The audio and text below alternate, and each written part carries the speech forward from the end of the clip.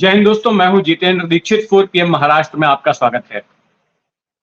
महाराष्ट्र के दोनों बड़े गठबंधन महाविकास आघाड़ी और महायुति में लोकसभा चुनाव के लिए सीटों के बंटवारे की प्रक्रिया शुरू हो चुकी है और इसी के साथ आने लग गई हैं विवादों की खबरें।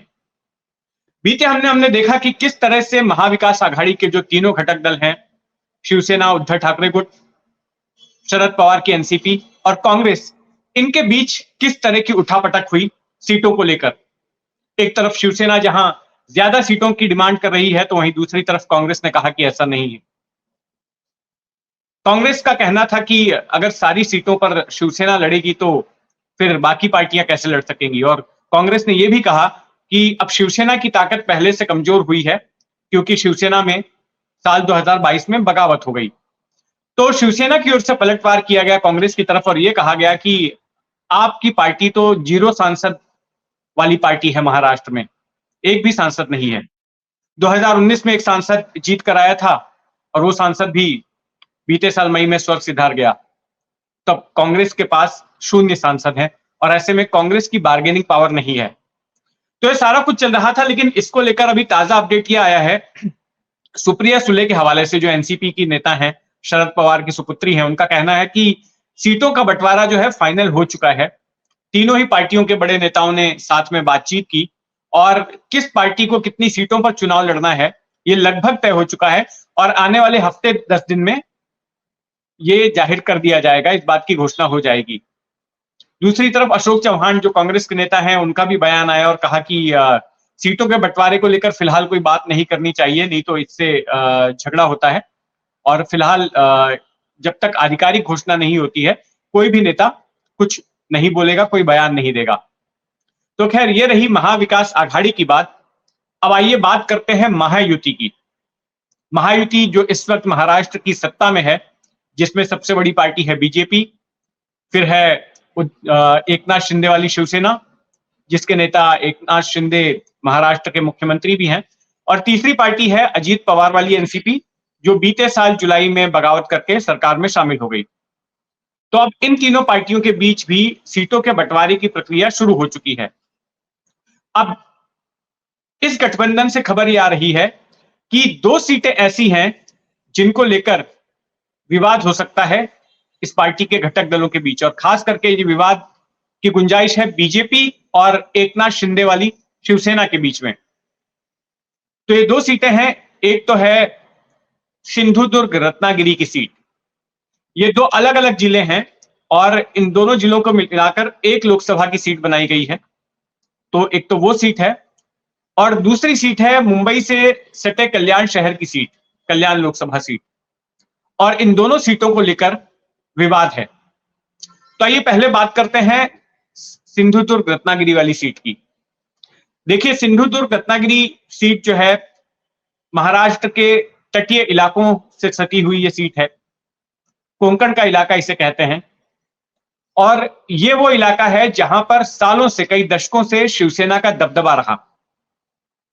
इस वक्त भी वहां पर उद्धव ठाकरे वाली शिवसेना के सांसद हैं विनायक राउत।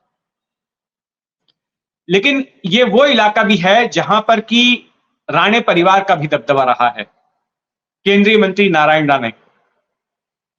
और इसी सीट पर अब एक तो एकनाथ शिंदे वाली शिवसेना अपना दावा ठोक रही है, तो वहीं दूसरी तरफ बीजेपी भी इस सीट से चुनाव लड़ना चाहती है, अपना उम्मीदवार उतारना चाहती है। और फिलहाल महाराष्ट्र सरकार में एक मंत्री है रविंद्र चौहान, उनको कहा गया है कि आप तैयार रहिए, आपको टिकट दिया जा सकता है। लेकिन इस बात से शिंदे सेना काफी नाराज है और शिंदे सेना का कहना है कि पारंपरिक तौर पर यह सीट शिवसेना के कब्जे में रही है। जब शिवसेना अविभाजित थी और बीजेपी के साथ जब गठबंधन होता था, तब यहां पर शिवसेना का ही उम्मीदवार होता था और ऐसे में वो अपना उम्मीदवार यहां से खड़ा करना चाहती है। 2 हफ्ते बाद ही महाराष्ट्र के मुख्यमंत्री एकनाथ शिंदे पूरे इलाके में अपनी पार्टी के प्रचार दौरे पर निकलने वाले हैं और 16 सीटें उन्होंने चिन्हित की हैं जहां पर कि वो सभाएं लेंगे। तो उनमें से एक सीट ये सिंधुदुर्ग रत्नागिरी वाली सीट भी है। तो इसका साफ मतलब है कि ये सीट शिंदे सेना छोड़ने को तैयार नहीं। लेकिन वहीं दूसरी तरफ बीजेपी भी इस सीट पर काफी जोर लगा रही है और बीते 2 सालों में अगर देखें तो बीजेपी यहां पर अपनी मौजूदगी बढ़ाने की कोशिश कर रही है। यहां पर चंद्रकांत बावनकुले जो कि बीजेपी अध्यक्ष है महाराष्ट्र के, उन्होंने कई सभाएं ली। बाकी बड़े दिग्गज नेता भी बीच बीच में आते रहे, यहां पर कार्यक्रम लेते रहे कोंकण इलाके में, और उनकी कोशिश है कि इस सीट पर बीजेपी जो है अपना दबदबा हासिल कर सके और यहीं से बीजेपी का उम्मीदवार चुनाव लड़े। इस सीट के अगर इतिहास पर हम नजर डालें तो 2009 में यह सीट कांग्रेस ने झटक ली थी शिवसेना से, अविभाजित शिवसेना से। हुआ यह था कि साल 2005 में नारायण दाने, जो कि महाराष्ट्र के पूर्व मुख्यमंत्री हैं और जो पहले शिवसेना में थे, वो उद्धव ठाकरे से मनमुटाव के चलते 2005 में शिवसेना से अलग हो गए और कांग्रेस में शामिल हो गए। तो उन्हीं के साथ उनके जो दोनों बेटे हैं, नितेश राणे और नीलेश राणे, वे भी कांग्रेस में आ गए। अब नीलेश राणे को कांग्रेस ने इस सीट से टिकट दे दी साल 2009 के लोकसभा चुनाव में और नीलेश राणे वो सीट जीत गए।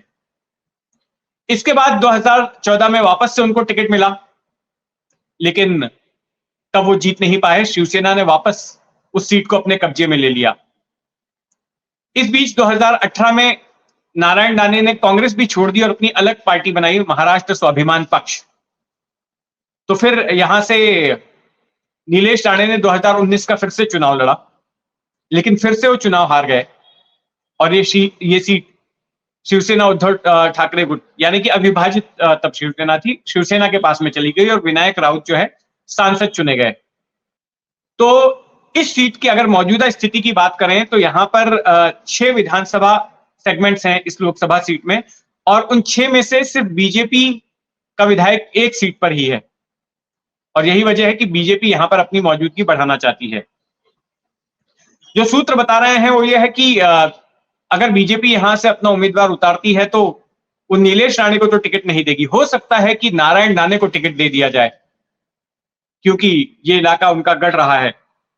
हालांकि ये भी कहा जा रहा है कि हाल के सालों में नारायण दाने का दबदबा इस इलाके में काफी घटा है और वो इलाके में सिर्फ एक विधायक वाली हैसियत उनकी हो गई है। तो ये तो रही सिंधुदुर्ग रत्नागिरी सीट की बात। दूसरी सीट है कल्याण की। कल्याण सीट को लेकर भी विवाद है। कल्याण के मौजूदा सांसद हैं शिवसेना एकनाथ शिंदे गुट के श्रीकांत शिंदे, जो कि एकनाथ शिंदे के बेटे भी हैं, और वे दोबारा यहां से चुनाव लड़ना चाहते हैं। लेकिन कल्याण की जो बीजेपी इकाई है उनके साथ श्रीकांत शिंदे का मनमुटाव है। हाल ही में काफी विवाद हुआ और वहां की बीजेपी इकाई का यह कहना है कि यह सीट बीजेपी लड़े, बीजेपी अपना उम्मीदवार यहां से उतारे।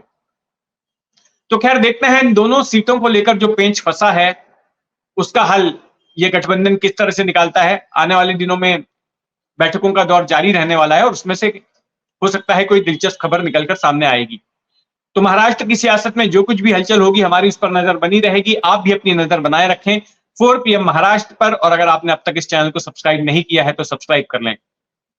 जय हिंद।